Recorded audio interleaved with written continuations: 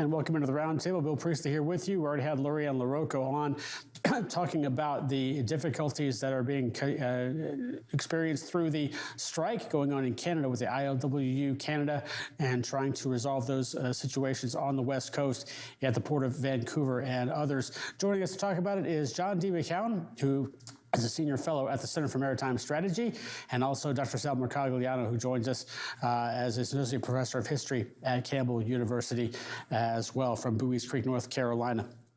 John, let me first come to you here as you look at the situation. Obviously, we're 10 days into the strike, and so far, $300+ million of freight not moving per day. You can do the math and see how much that is actually impacting things as well. How do you look at the situation right now in terms of how it's impacting not only just the Port of Vancouver and the western ports in Canada, but also the supply chains that follow? Well, Bill, it could be a real mess if it goes on. I guess the good news is it'll be nothing comparable to what a full shutdown of the U.S. West Coast would be. But I looked at the numbers. Vancouver and Prince Rupert together, if you kind of compare their volume versus the West Coast, the last 3 months, it's about 21%. Of West Coast inbound volume between those two. But the more relevant thing for the U.S. economy is the percentage of that really goes on to the U.S. And Vancouver has some good data in terms of their Pacific loads. Prince Rupert, not so much, but Prince Rupert is about 1/3 of the inbound volume is Vancouver. So if you use that assumption, and there was a Mercantor study a couple of years ago that I came across that kind of confirmed that, and also highlighted that of the Vancouver inbound loads, about 17% of that go on to the U.S. But in contrast, in Prince Rupert, about 60% of that volume goes to the U.S. So if you go through the numbers and kind of look at the Vancouver, Prince Rupert as a percentage of total westbound, it's 21%. But the more relevant number perhaps is the U.S. cargo, and that works out to about 6% of West Coast. So, the real mess, I guess, right now is for the ships that were routed there.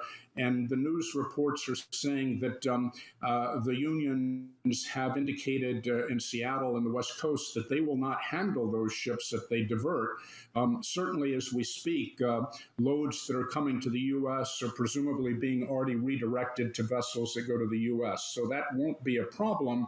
But those vessels that are starting to arrive that were destined, that's a bit of a mess, and that could have some gridlock, and as we've learned recently, that could have all sorts of ramifications. Definitely, there, Sal. So that's kind of my overview. Yeah, Sal, as you look at the situation, obviously, again, as John mentioned, not the seriousness if this happened at LA Long Beach, if the U.S. versions of the ILWU decided to go on strike. But this does put a bit of a hiccup in a lot of supply chains as we move forward. How do you look at the situation as an overview?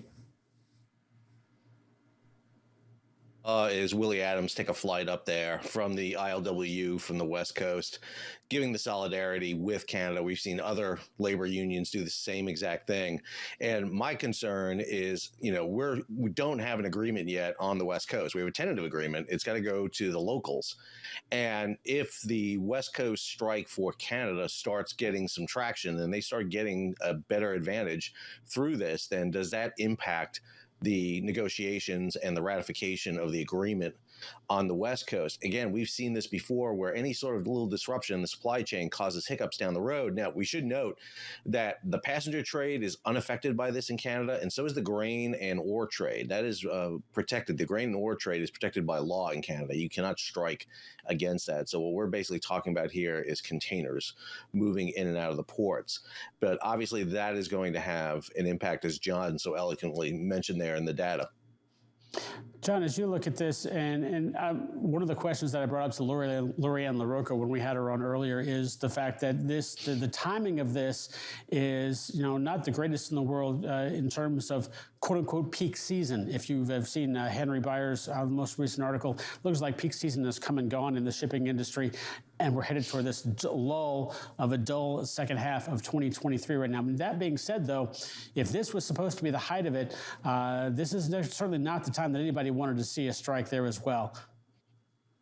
That's correct, Bill. Of course, really, any time a strike like this is a problem, but the seasonality in the container business isn't quite what folks sometimes assume. I mean, each one of the quarters, I think the biggest quarter is 26% of volume.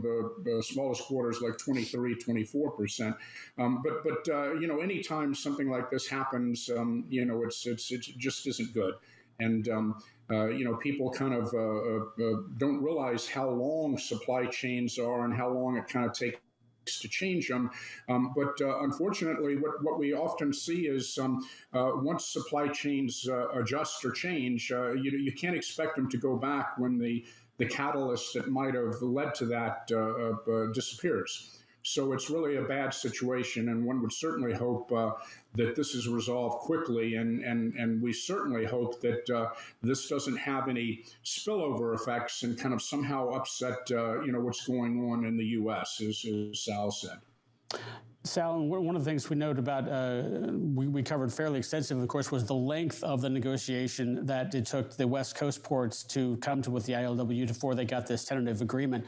Not sure exactly how long the negotiations have been going on north of the border, but is this a contentious point that they've been going on for a long time? And with that being said, chances here for things to get, as we don't hope to happen, things to get dirty, and as a result, be reflected back into the American situation where you could see perhaps these local groups not ratify the agreement. Yeah, I mean, if you look at how this played out, I mean, it followed very similar to what we saw between the ILWU and the PMA. The BCMEA is basically a very similar organization to the PMA, made up of the shipping companies, the terminal operators. And so what we're seeing is a lot of finger pointing right now. We're seeing the dueling statements, much like we saw with the ILWU and the PMA coming out, everybody pointing fingers at each other.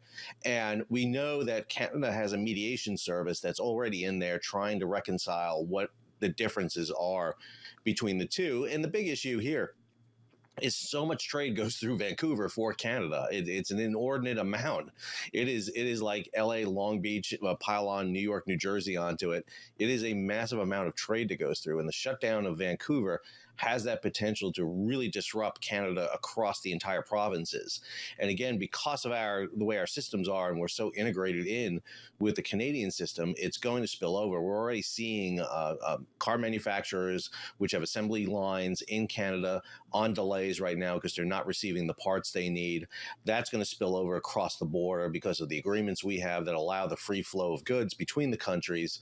So this has a spillover effect. Most Americans probably not paying much attention to this, but they're going to start seeing this manifest itself in the stores right now. And as John mentioned, we've seen a slowdown the second half of goods right now, but we're expecting maybe an earlier restart to this than we normally would. So this disruption is coming at a really key point right now. And I think it has the potential to cause big disruptions further down the chain.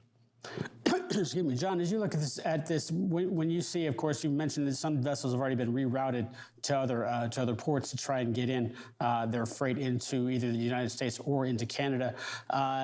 Those that are already there, of course, as you mentioned, the signal went out to say that those vessels would not be serviced if they came to ports of America. Lorianne LaRocca reported that at least one of them, it appears, is going to be serviced as it comes down into the United States. But that being said, how does this change? We already had this idea of diversification of supply chain before we saw with LA Long Beach just a couple of years ago in San Pedro Bay. And now all of a sudden, then maybe some of those offers again coming in towards Vancouver. And now you have this operation up there. How does this change your mind as a shipper as you try to look for a place to land your freight on the West Coast?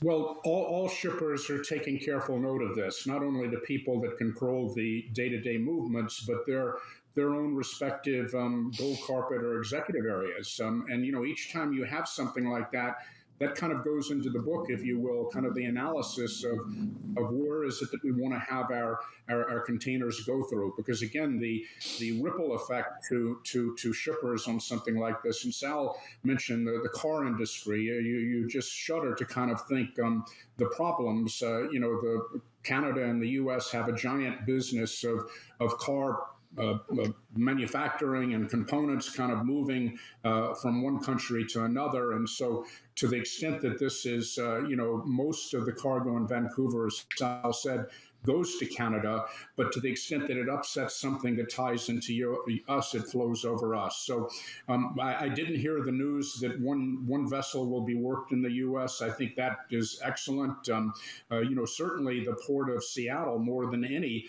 now has capacity and could kind of use that business. And I think the notion of somehow having shipper freight kind of stuck on a container, I would hope that reason would let more of those vessels actually be worked.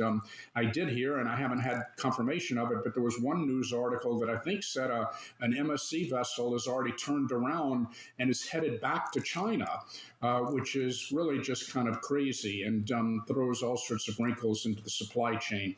So, this is a concerning thing. And again, the putting aside the direct impact of the strike, it's really that backup and that gridlock and the impact it has just kind of becomes geometrical at each node, and it's just an unfortunate event. Sal, looking ahead now, obviously. Yeah, Sal, looking ahead as we kind of look down the supply chain, at least just a little bit, obviously the Port of Vancouver, serviced there by Canadian National and Canadian Pacific, or CPKC, I guess at this particular point as well, looking at their tonnage as they will be transporting those goods eastward and southward. How do you see them being affected by this at all? Well, I think one of the things that we've talked about with LA, Long Beach, and the West Coast was diversions of ships to the East and Gulf Coast of the United States. We saw that happen quite a bit. You can't really do that with Canada because Halifax, Newfoundland, New Brunswick doesn't have the container facilities for it. And it's not like you can go through the North Pole either. No, you can't go that way either. So, I mean, the Northwest Passage isn't really the best place to go. But again, they do have an agreement down in Mexico, and that'll be an interesting thing to see whether or not they take that Mexican agreement, go down to the West Coast Mexican ports that are connected by Kansas City, the Canadian National and Canadian Pacific Railways, and start moving freight that way into the United States. Now you're crossing multiple borders. The capacity is not there yet in terms of rail capacity to do that, but you may start seeing that as their alternative, using those Mexican ports on the West Coast and start moving freight through the United States into Canada that way. And I think that's the next move you're going to see start developing here. So it's going to be quite interesting, as LA Long Beach's nemesis seemed to be the Panama Canal. It looks like Vancouver's is going to be the west coast of Mexico. Gentlemen, thanks so much for joining us. It's going to be interesting. Hopefully we get this strike resolved fairly soon so we don't have to talk about it that much more, but it could be a very sticky situation. Thanks so much for sticking around. Thank you.